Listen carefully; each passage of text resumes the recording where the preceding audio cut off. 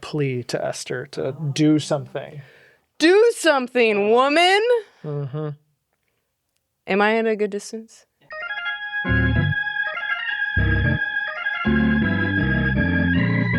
Hey everybody, welcome to another episode of Gospel Unplugged. My name is Pastor Ben Cieslik, and today I am joined by the wonderful and fabulous Pastor Jen Olson Popp.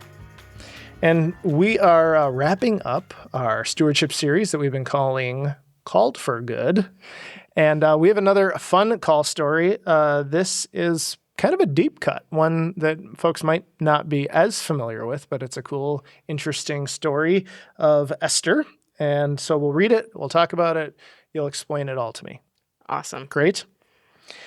When Esther's maids and her eunuchs came and told her the queen was deeply distressed, she sent garments to clothe Mordecai so that he might take off his sackcloth, but he would not accept them. Then Esther called for Hathach, one of the king's eunuchs who had been appointed to attend her, and ordered him to go to Mordecai to learn what was happening and why. Hathach went out to Mordecai in the open square of the city in front of the king's gate, and Mordecai told him all that had happened to him, and the exact sum of money that Haman had promised to pay into the king's treasuries for the destruction of the Jews.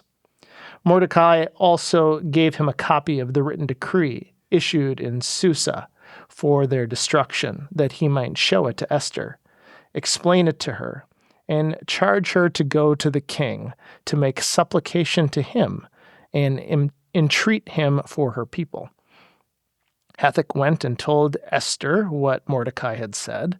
Then Esther spoke to Hathach and gave him a message for Mordecai, saying, all the king's servants and the people of the king's provinces know that if any man or woman goes to the king inside the inner court without being called, there is but one law. All alike are to be put to death. Only if the king holds out the golden scepter to someone may that person live. I myself have not been called to come into the king for 30 days. When they told Mordecai what Esther had said, Mordecai told them to reply to Esther, do not think that in the king's palace you will escape any more than all the other Jews. For if you keep silence at such a time as this, relief and deliverance will rise for the Jews from another quarter. But you and your father's family will perish. Who knows? Perhaps you have come to royal dignity for such a time as this. Well, we're dropping in the middle of this convoluted, hyperbolic, dramatic story. Mm-hmm.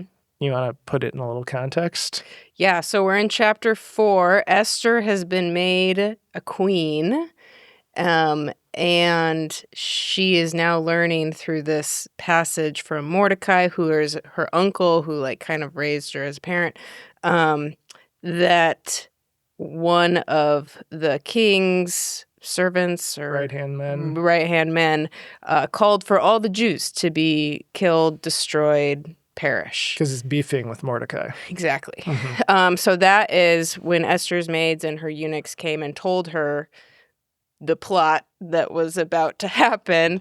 This was kind of the response to Mordecai hearing about the plot and then wanting to get it back to Esther so that she could hopefully do something about it. It's a big dramatic story of palace intrigue, and it's interesting to think about, how does a faithful people live when they are a minority, when they are not a people of power? Mm-hmm. How do they continue to keep their identity? What does that look like? How do you advocate when you are kind of important, but not really important? Mm-hmm. So that's all kind of afoot in this story in some interesting ways. Yeah. Mordecai told Esther at one point to not disclose that she was a Jew, that she was Jewish. So it was very hidden, very, undisclosed. But Mordecai hears about this and is like, this is not great, but I know someone. I know Esther. So let's, tell her what's happening. I think what's interesting about her is that she's kind of in this bubble of the palace, and that without Mordecai, she probably wouldn't have known that this was happening.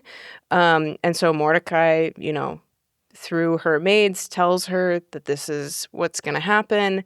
And I really love her initial response, because this is how I would respond. Of like, no, actually, that's not how like the protocol at the palace works. I'm not supposed to go to the king for 30 days. So sorry, Mordecai, but like you're gonna have to wait. And it just makes me think of all the things that we've been asked to do as humans that we're like, sorry, it doesn't really fit into my schedule. That's not how it works. I mean, it's a little more intense than it doesn't fit into my schedule. Like there's some risk here. Like there's some risk. If she goes, she will be put to death. Right. Yeah. And it seems like their relationship between her and her husband, her and the king, isn't at its best, because it's been 30 days since it's new. It's fresh. Yeah. So the stakes are high for her on both counts, and that's really interesting to think about. Like, what do you do when it feels like neither option is good? Yeah, and I think what is interesting about Esther for me is one of my seminary professors always talked about an internal call and an external call. And I think we are often more drawn to these internal calls where we feel like, well, this feels right, and I'm really happy about this, and this is exactly the path that I'm supposed to be going on. Whereas external calls are often not necessarily something we would expect for ourselves or what we would have planned. They come from other people, and Abram and Peter, they come from Jesus and God.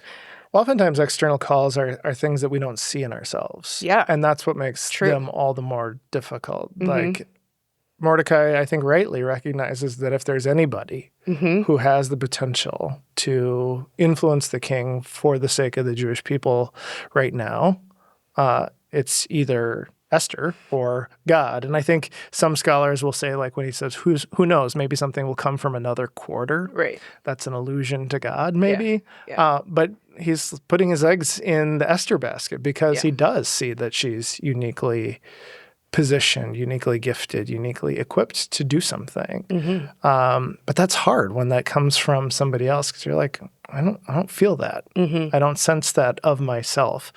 And oftentimes you need to be convinced many times of that external call. And that seems to be a little of what's going on too, as they have this back and forth where they're kind of playing telephone with these different servants that are going back and forth. And Yeah. And I think the switch happens with Esther, because she eventually does go to the king before the 30 days. But the switch happens with her when Mordecai points to her people and is like, this isn't just about you, Esther, and like your rules and what's at risk for you. This is about your own family. This is about you and all of your people and me. And so when he finally points to her neighbors, as we would call them, her community, her people, that's what shifts her into being like, oh, okay, yeah. If I perish, I perish. If I perish, I perish. There's something that is worth risking. Right. For. And she does it. She does it. They're saved. And it's a fun story. I mean, there's a lot of drama. There's a lot of, like I said, hyperbole. There is a lot of exaggeration in this story, but it invites you to consider, what would you do? How would you respond? And it's there's a double-edged to it in the sense that God never shows up explicitly in the story. God isn't mentioned book in the Bible. But also you get a sense of God being at work in and through all of these people. And I find that to be helpful for us, who we don't necessarily have God speaking directly in the ways that, some characters in the Bible do. So it's helpful to know that what Esther experiences is probably a little more similar to what we go through. And just people, family members, speaking to us. Yep. and how God might be using them. Mhm. All right. Good stuff. Good stuff. Fun story. What do you want to ask folks to consider?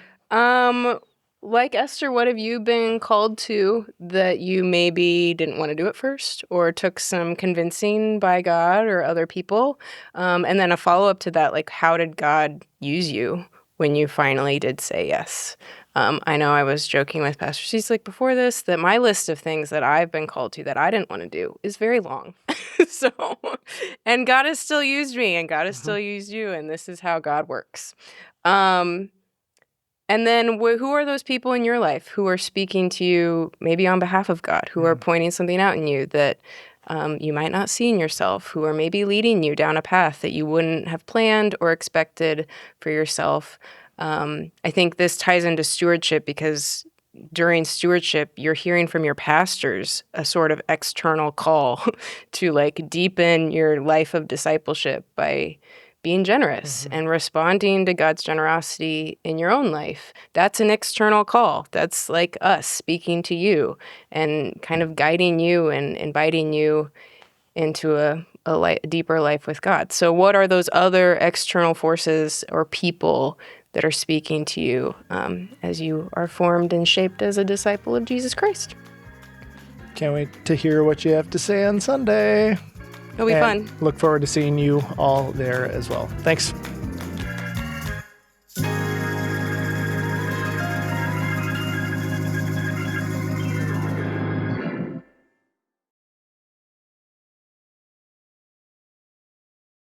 Bye-bye!